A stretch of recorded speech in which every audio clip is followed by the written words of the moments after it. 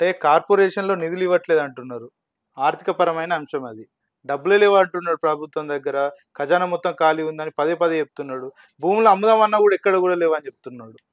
ఈ ఒక ముఖ్యమంత్రి అయి ఉండి హ్మ్. ఆ మాట మాట్లాడొచ్చా? ఖజానా లేదు అని. మరి 10 సంవత్సరాలు పరిపాలించిన మన కేసీఆర్ గారు ఎట్లా చేసిరు మరి? ఏ రోజన్నా ఈ మాట అన్నాడా? ఈ మాట అన్నాడా? అంటే అనుభవానికి అనుభవం లేని వ్యక్తి పరిపాలన ఎట్లుంటది అనేది ఈరోజు తెలుస్తుంది ప్రజలకు. ఈరోజు కొత్త రాష్ట్రం మరి కొట్లాడి తెచ్చుకున్న రాష్ట్రాన్ని 10 సంవత్సరాలు పరిపాలించిన కేసీఆర్ గారు ఏ రోజన్నా రైతు బంధు ఇవ్వలేదా, పింఛన్లు ఇవ్వలేదా, కళ్యాణ లక్ష్మి ఇవ్వలేదా? మరి ఇట్లా లెక్క పెట్టుకుంటూ పోతే ఏ పథకం అన్నా ఆయన చెప్పిన పథకాలు పరిపూర్ణంగా చేసిండు. కానీ ఈయన చెప్పిన 6 గ్యారెంటీలు లేవు. మరి ఏ పథకాలు ఇట్లా పరిపూర్ణంగా చేసే టీఆర్ఎస్ పార్టీ రుణమాఫీ చేస్తా అని చేయలేదు. కానీ మేము ఏకకాలంలో 2 లక్షల రుణమాఫీ చేస్తామని కాంగ్రెస్ ప్రభుత్వం గొప్పగా చెప్పుకుంటుంది. కాంగ్రెస్ ప్రభుత్వము ఏకకాలంలో 2 లక్షల రుణమాఫీ అని చెప్తుంది కదా. ఒక్కసారి క్షేత్రస్థాయిలో ఊత తెలుస్తుంది. ఇలా నేనే చెప్తున్నా, నాదే రుణమాఫీ కాలేదు. ఎందుకు చాలా మంది అట్లా రుణమాఫీ కాలేదు? ఎందుకు మా ప్రభుత్వంలో రుణమాఫీ జరిగింది, విడతల వారిగా జరిగింది. మీరేం చేసిర్రు? ఎట్ట టైంలో రండి చూద్దాం, రండి మీరు ఒకసారి ఊర్లలోకి రండి, మీరు ఎట్ట టైం రుణమాఫీ చేసిన అంటారు కదా. ఒకసారి ప్రజాక్షేత్రంలో తెలుస్తుంది మీది పరిస్థితి ఏంటంటే. ఎలక్షన్స్, స్థానిక సంస్థల ఎలక్షన్స్ రాబోతున్నాయి. ఈ నేపథ్యంలో మళ్ళీ కాళేశ్వరం ప్రాజెక్ట్ ని తెర మీద తీసుకొని వచ్చారు. అసెంబ్లీ సమావేశాల్లో కూడా 4 రోజుల పాటు దీని మీదనే ప్రస్తావన చేయడానికి సిద్ధమయ్యారు వాళ్ళు.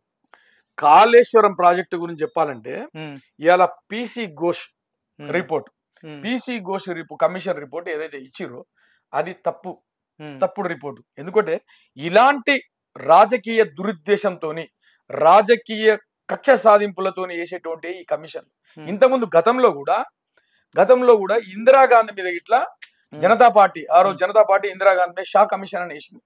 అదే విధంగా చంద్రబాబు నాయుడు మీద కమిషన్లు వేసి ఈ కమిషన్లన్నీ, ఈ రిపోర్ట్లన్నీ న్యాయస్థానంలో ఎక్కడ చెల్లుబాటు కాలే. న్యాయస్థానంలో కొట్టేసారు. ఇలాంటి వీళ్ళను కేవలం రాజకీయంగా ఎదుర్కోలేక, వీళ్ళను ఏదో రకంగా వీళ్ళని అవమానించాలి, కించపరచాలి అన్న ఉద్దేశంతో వేసేటి ఈ కమిషన్ తప్ప న్యాయస్థానంలో మీద మాకు నమ్మకం ఉంది. ఖచ్చితంగా న్యాయస్థానంలో మేము గెలుస్తాం. ఇవాళ నిజంగా ఒక కాళేశ్వరం ప్రాజెక్టు కట్టి కేసీఆర్ గారు రైతు బాంధవుడైండు. నిజంగా స్వయాన ఆయన రైతు బిడ్డ కాబట్టి, ఆయన రైతు బాధ తెలిసినోడు కాబట్టి కాళేశ్వరం ప్రాజెక్టుతోని 20 లక్షల ఎకరాలకు తాగునీరు ఇచ్చినటువంటి మహానుభావుడు కేసీఆర్ గారు. నిజంగా కాళేశ్వరం ప్రాజెక్టు గురించి చెప్పాలంటే నిజంగా 3 బ్యారేజ్లు, 15 రిజర్వాయర్లు, 19 సబ్ స్టేషన్లు, 21 పంప్ హౌజ్లు, 203 భూగర్భ టన్నలు, 1530 గ్రావిటీ కాలువలు, ఇట్లా చెప్పుకుంటా పోతే ఒక గొప్ప ప్రాజెక్టు. 240 టీఎంసీల యూజెస్. అంటే ఇంత గొప్ప ప్రాజెక్ట్ ని ప్రభుత్వం ఎందుకు యూజ్ చేసుకోలేదు? మేడిగడ్డ ప్రాజెక్ట్ లా 2 పిల్లర్లు కుంగినాయి అని చెప్పేసి ఇదన్నీ అన్నిటికీ ఇంటాక్ట్ ఉంటాయి. మరి ఇది ఒక్కటే కాదు కదా, ఒక మేడిగడ్డ ప్రాజెక్ట్ లో కూలిన 2 పిల్లర్లే కాదు కదా, ఇన్నున్నాయి. ఈ పిల్లర్లు పెట్టుకుంటే ఒక్కొక్క మేడిగడ్డ ప్రాజెక్ట్ దగ్గర 85 పిల్లర్లు ఉన్నాయి. ఇట్లా ఒక్కొక్క దానికి ఇదన్నీ ఈ బ్యారేజ్ మొత్తానికి ఇంటాక్ట్ ఉంటాయి. మరి ఏదో ఒక 2 ఊలిపోయినంత మాత్రాన రిపేర్ చేసుకోవచ్చు. కొత్త ప్రాజెక్టు కట్టిరు అంతే, మొత్తం నష్టపోలేదు కదా. ఈ ప్రాజెక్టు నిర్లక్ష్యం చేస్తున్నారు. ఇప్పటి వరకు కూడా 2 పిల్లలకు సంబంధించి మళ్ళీ నిర్మాణం చేసిన దాఖలాలు లేవు. ఎందుకు పదే అంటే ఆయన ఏమనుకుంటున్నాడు, ప్రజాక్షేత్రంలో ఇది చూపిస్తామనుకుంటున్నాడు. ప్రజాక్షేత్రం అంతా ఈ రోజు కేసీఆర్ వైపు మరలింది. ఇప్పుడు రేపు జరగబోయే ఎలక్షన్లలో కాంగ్రెస్ పరిస్థితి తెలుస్తుంది. అంటే ఫస్ట్ లో అసెంబ్లీ ఎలక్షన్ లో లక్షల కోట్లు మొత్తం నాశనం చేసిరని ఒక హైడ్రామా క్రియేట్ చేశారు. ఆ తర్వాత అసెంబ్లీ ఎన్నికల్లో సేమ్ అదే చూపెట్టారు. ఇప్పుడు స్థానిక సంస్థల ఎలక్షన్లు కూడా రాబోతున్నాయి. ఇప్పుడు కూడా కాళేశ్వరం ప్రాజెక్ట్ ని పీపీటీ ఇవ్వబోతున్నారు అటు కూడా చెప్తా ఉన్నారు. ఇవాళ కాళేశ్వరం ప్రాజెక్టుకు అనుమతి ఇచ్చింది ఎవరు? కేంద్ర ప్రభుత్వమే కదా. ప్రతి అనుమతితోనే కట్టినాం కదా. మరి ఈ రోజు దాన్ని తప్పు పడితే మీరు కేంద్ర ప్రభుత్వానికి తప్పు పట్టినట్టే, ఇంజనీర్లను తప్పు పట్టినట్టే. మీరు దాని మీద వర్క్ చేసిన సెంట్రల్ గవర్నమెంట్ కు సంబంధించిన వర్క్ చేసిన ఇంజనీర్స్ కానీ, రిపోర్ట్స్ కానీ వీటన్నిటిని తప్పు పట్టినట్టే కదా మీరు. మరి అప్పుడు ఉన్నటువంటి కేంద్ర ప్రభుత్వం ఈ రోజు కూడా ఉంది, వాళ్ళు ఎందుకు స్పందిస్తలేరు ఈ విషయం మీద? అవును, అది కరెక్ట్ కాబట్టి కాళేశ్వరంలో ఎలాంటి అవినీతి జరగలేదు కాబట్టి పార్టీ పరంగా ఈ పార్టీని ఎట్లాగో మనం బీఆర్ఎస్ అంటేనే వీళ్ళందరికి భయం, కాంగ్రెస్ కు బీజేపీకి, ఆ ఉద్దేశంగా వీళ్ళు సపోర్ట్ చేస్తలేరు తప్ప. అంటే వాళ్ళని కూడా తప్పు పట్టినట్టే కదా ఇప్పుడు కాంగ్రెస్ పార్టీ సెంట్రల్ 100%. ఇక్కడ ఇప్పుడు ఈ కాళేశ్వరాన్ని తప్పు పడితే సెంట్రల్ లీడర్ తప్పు పడినట్టే ఖచ్చితంగా. సెంట్రల్ రిపోర్టే కదా మాకు ఇచ్చింది, పర్మిషన్ అన్ని సెంట్రల్ పర్మిషన్సే కదా. అదే నేను అంటున్నా, ఎందుకు స్పందిస్తలేదు అంటున్నా అంశం మీద. సమయం వచ్చినప్పుడు స్పందిస్తారేమో, వాళ్ళకి ఇట్లా చూడాలి. మరి వాళ్ళ నాయకుడు ఇట్లా ఇప్పుడు అందులో ఉన్నాడు కదా, ఇట్లా రాజేందర్ కూడా చూడాలి మరి ఎందుకు. మరి కొంతమంది బీజేపీ నేతలు కూడా కాళేశ్వరం కూలిపోయింది, లక్షల కోట్లు మొత్తం నీళ్లపాలు చేసినట్టు వాళ్ళు కూడా. ఒక్క విషయాన్ని గుర్తుపెట్టుకోవాలి భరత్ గారు, ఇలా కాళేశ్వరం ప్రాజెక్టు నుండే మల్లన్న సార్కు వస్తాయి, మల్లన్న సార్కు అనుకోరు, రంగనాయక సార్కు, అక్కడ నుండి కోటపోచమ్మ సార్కి ఇవన్నీ వస్తాయి. మరి నిజంగా ప్రాజెక్టు కూలిపోయి ప్రాజెక్టే పని చేయకపోతే మరి మనది లిఫ్ట్ ఇరిగేషన్ కదా, మరి నీళ్ళు ఎట్లా వస్తుంది? దాదాపుగా ఇవాళ మల్లన్న సాగర్లో 20 టీఎంసీల వరకు, 20 నుండి 25 టీఎంసీల మెయింటైన్ చేసారు మొన్నటి వరకు. మరి ఎక్కడికి వెళ్ళి వస్తున్నాయి? మరి నిజంగా ప్రాజెక్టే కూలిపోయి కుంగిపోతే, మరి పని చేయకపోతే మరి ఎట్లా పని చేస్తుంది? మరి ఎట్లా వస్తున్నాయి నీళ్ళు?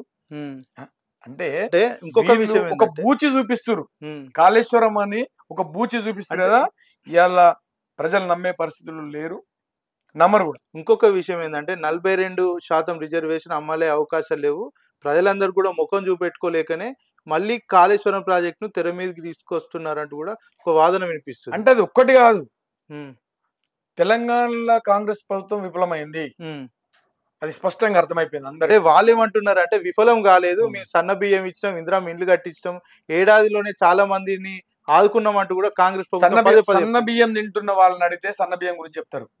మేము గిట్లా సన్న బియ్యం ఇచ్చిన సంతోషపడ్డాం, తింటున్న వాళ్ళని అడిగినాం సన్న బియ్యం గురించి ఏంది అని. సన్న బియ్యం కావే నూకలు అని చెప్పారు, నూకలు వాళ్ళు ఇచ్చారు, సన్న బియ్యం కాదు నూకలు ఇస్తారు వాళ్ళు, అంటే సన్న బియ్యం కాదు. మీరు ఒక్కసారి పోయి సన్న బియ్యం తింటున్న వాళ్ళని అడిగితే మనకు చెప్తారు కదా, చాలా గొప్ప చెప్పుకుంటున్నారు మేము సన్న బియ్యం ఇస్తున్నామని. వాళ్ళు చెప్పని వాళ్ళే అన్ని ఎట్లున్నాయంటే, మాటలు కోటలు దాడితే కాలు గడప దాడదని ఒక సామెతను చూసినా, ఈ మాటలే పరిమితం. ఈయనకు ఎంతసేపు ఢిల్లీ పోనికే సరిపోతుంది, ఈయన రాష్ట్ర ప్రభుత్వాన్ని రాష్ట్ర ప్రజలను చూస్తున్న టైం ఎక్కడుంది ఆయనకు? లేదు కదా. అట్లా ఆయన ఏదో విధంగా రాజకీయంగా బీఆర్ఎస్ పార్టీని ఎదుర్కోలేక వీళ్ళ మీద నిందలు మోపాలన్న ఉద్దేశంతో మాట్లాడుతున్న మాటలు, మాట్లాడుతున్న ఈ కమిషన్లు, ఈ కాళేశ్వరం మీద అనుకోవచ్చు, ఇంకా దేని మీద వీళ్ళని ఏదో విధంగా వీళ్ళని ఆభాస పాలు చేయాలన్న ఉద్దేశంతో మాట్లాడుతున్న మాటలు రేవంత్ రెడ్డి గారి తప్ప అవన్నీ ప్రజలు గమనిస్తున్నారు. ఖచ్చితంగా వాళ్ళు రేపు జరగబోయే స్థానిక ఎలక్షన్లలో వాళ్ళని ఖచ్చితంగా ప్రజలు పొందబెడతారు. అంటే యూరియా కొరత రాష్ట్రంలో ఏర్పడుతుంది, రైతులంతా కూడా అవస్థలు పడతా ఉన్నారు. చెప్పుల దర్శనాలు గత 10 ఏళ్ల కిందట ఉమ్మడి పాలన ఎట్లా ఉంటుండేనో ఇప్పుడు కూడా అలాంటి పరిస్థితులు నెలకొన్నాయి. కాకపోతే దీనికి అంత కారణం కూడా బీఆర్ఎస్ పార్టీ అంటూ కూడా కాంగ్రెస్ పార్టీతో పాటు బీజేపీ పార్టీ చెప్తుంది. మీరేం చెప్తారు ఈ విషయం? రెండు పార్టీలే, బీజేపీ కాంగ్రెసే దొందే కాబట్టి అవే మాటలు మాట్లాడతాయి. ఇవాళ 10 సంవత్సరాలు పరిపాలించిన కేసీఆర్ గవర్నమెంట్ లా ఏ రోజు అన్నా చెప్పులు దర్శనం ఇచ్చినా? ఈ రోజు అంత ముందు కాంగ్రెస్ ప్రభుత్వంలో ఇదే పరిస్థితి ఉండే. ఏది క్యూ లైన్లలో చెప్పులు పెట్టుకొని, క్యూ లైన్ల పాపం అలా క్యూ లైన్ల చెప్పులు పెట్టుకొని రైతులు పోదురు. మళ్ళీ అదే మళ్ళీ అదే పరిస్థితి. మరి మా ప్రభుత్వంలో, బీఆర్ఎస్ ప్రభుత్వంలో కేసీఆర్ గారు ముఖ్యమంత్రి ఉన్నప్పుడు ఎందుకు జరగలేదు? జరిగినా ఎప్పుడన్నా? ఎప్పుడు జరగలేదు. మళ్ళీ మీ ప్రభుత్వం వచ్చిన తర్వాత, అంతకుముందు గతంలో కూడా కాంగ్రెస్ ప్రభుత్వంలో జరిగినాయి, మళ్ళీ అదే కాంగ్రెస్ ప్రభుత్వంలో జరుగుతున్నాయి. మరి ఈ రాష్ట్రంలో మా ప్రభుత్వం ఉన్నప్పుడు, ముఖ్యమంత్రి కేసీఆర్ గారు ముఖ్యమంత్రి ఉన్నప్పుడు బీఆర్ఎస్ ప్రభుత్వం ఎందుకు జరగలేదు అంటే, ఒక రైతు కాబట్టి, అంటే ముందు జాగ్రత్త చర్యగా, అంటే రేపు వర్షాకాలం పడుతుంది, రైతులకు యూరియా అవసరం ఉంటుంది, డిఏపి అవసరం ఉంటుంది, ఫుడ్ అవసరం, ఇట్లా ఏది అవసరం ఉంటుందో ఆయనకు తెలుసు కాబట్టి ముందు సమకూర్చుకుంటూ, ఒక రైతు బిడ్డగా ఆయనకు తెలుసు కాబట్టి, రైతుల బాధలు తెలుసు కాబట్టి ఆయన ముందు సమకూర్చుకొని రైతులకు అలాంటి బాధ కలిపేది. ఏ రోజుకి ఇట్లా కనీసం ఆలోచన ఇట్లా రానేది. కానీ అదే ఈ కాంగ్రెస్ ప్రభుత్వంలో అవగాహన లేని ప్రభుత్వము, అవగాహన లేని పరిపాలన కాబట్టి మళ్ళీ రైతులను రోడ్ల మీద తెచ్చిండు. ఇలా హార్ట్ అటాకులతో చచ్చిపోతున్నారు. ఇలా రైతులు యూరియా దొరకక ఒక్కొక్క ఊర్లో పోతే ఒక ½ కిలోమీటర్ క్యూలు కడుతున్నారు రైతులు. అలాంటి పరిస్థితి తెచ్చిన ఘనత కాంగ్రెస్ ప్రభుత్వం అనేది రేవంత్ రెడ్డి గారు. అంటే ప్రభుత్వం అంటేనే రైతుల ప్రభుత్వం అని చెప్తారు ఇప్పుడున్నటువంటి ప్రభుత్వం. ఈ నేపథ్యంలో ఇంత దారుణాలు జరగడం, రైతులంతా ఆత్మహత్యలు చేసుకోవడం, చాలా వరకు నష్టపోవడం ఎట్లా చూడొచ్చు అంటే? ఖచ్చితంగా ఇది రైతు ప్రభుత్వం కాదు, రైతుల ఆత్మహత్యలకు దోహదపడుతున్నటువంటి ప్రభుత్వం కాంగ్రెస్ ప్రభుత్వం. రేవంత్ రెడ్డి గారు రైతులను మోసం చేసిండు, ఇటు ప్రజలను మోసం చేసిండు. అన్ని విధాలుగా నువ్వు లేనిపోని ఆలోచనలతోని, అవగాహన లేని పరిపాలన చేసుకుంటూ ఇలా రైతులకు కానీ సామాన్య ప్రజలకు కానీ నీ పరిపాలన సక్రమంగా లేదు. నువ్వు నిజంగా అందరినీ ఆ సెక్టర్ అనకుండా ప్రతి సెక్టర్ను మోసం చేస్తున్న ఘనత రేవంత్ రెడ్డి గారిది, కాంగ్రెస్ ప్రభుత్వాన్ని. ఇప్పుడు తెలంగాణ రాష్ట్రంలో విద్యార్థులు అన్నం సరిగ్గా పెట్టలేదంటూ ప్లేట్లు పట్టుకొని రోడ్ల మీదకి ఎక్కి ధర్నా చేస్తూ ఉన్నారు. ఉద్యోగస్తులు మాకు జీతాలు సరైన టైంలో రావట్లేదని వాళ్ళు ధర్నా చేస్తున్నారు. నిరుద్యోగులు మాకు ఉద్యోగాలు లేవని వాళ్ళు ధర్నా చేస్తుంటే వాళ్ళందరినీ అరెస్టులు చేసి వాళ్ళ మీద ఎఫ్ఐఆర్ నమోదు చేస్తూ ఉన్నారు. ఇంకా చాలా సందర్భాలు ఉన్నాయి, చెప్పుకుంటూ పోతే రోజంతా గడుస్తూ ఉంటుంది. నిజంగా ఇవాళ మా ప్రభుత్వంలో గురుకులాలు చూడండి ఒకసారి.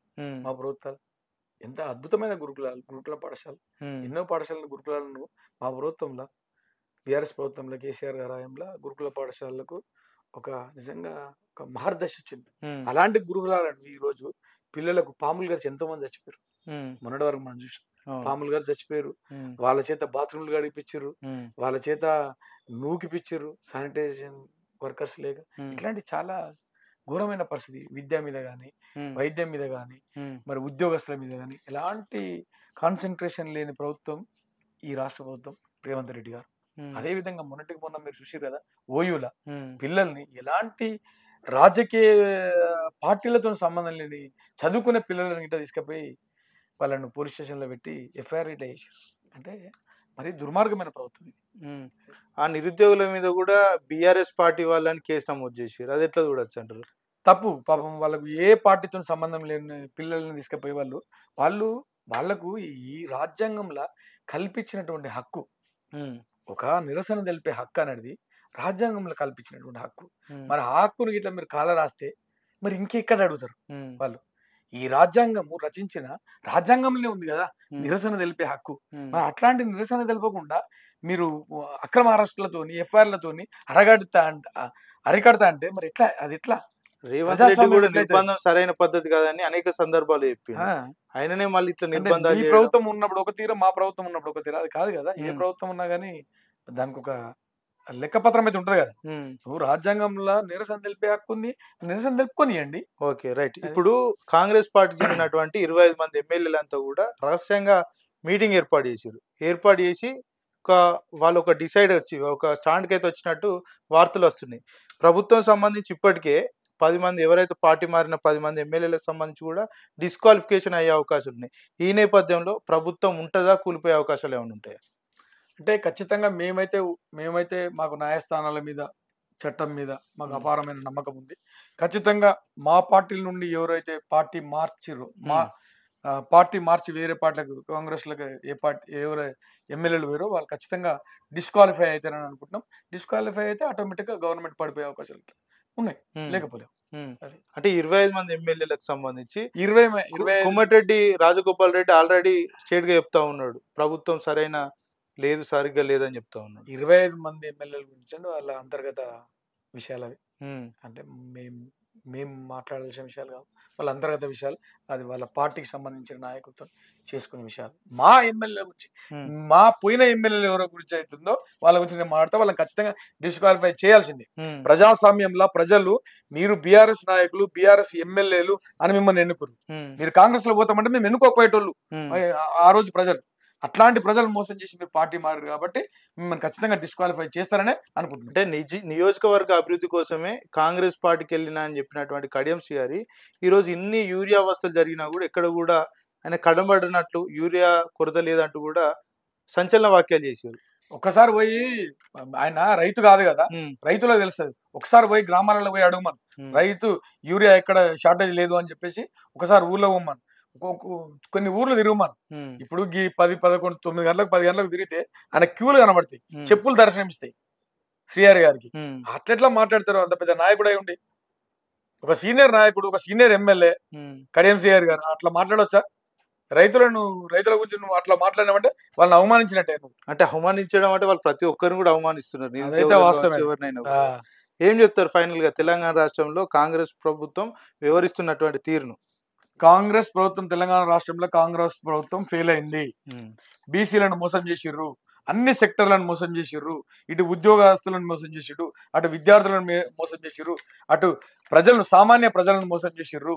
మీరు మోసం చేసి మోసపూరితమైన మాటలు చెప్పి గద్దెనెక్కి ప్రజలను పట్టించుకోకుండా ఈరోజు ఢిల్లీ పరిపాలన చేస్తున్నటువంటి నాయకులు, కాంగ్రెస్ నాయకులు, కాంగ్రెస్ ప్రభుత్వం అని చెప్పేసి మరి ఖచ్చితంగా రేపు జరగబోయే స్థానిక ఎలక్షన్లలో కాంగ్రెస్ ప్రభుత్వాన్ని, కాంగ్రెస్ నాయకులను ఓడగొట్టడానికి సిద్ధంగా ఉంది ఈ రాష్ట్ర ప్రజలు అని చెప్పేసి చెప్తాను.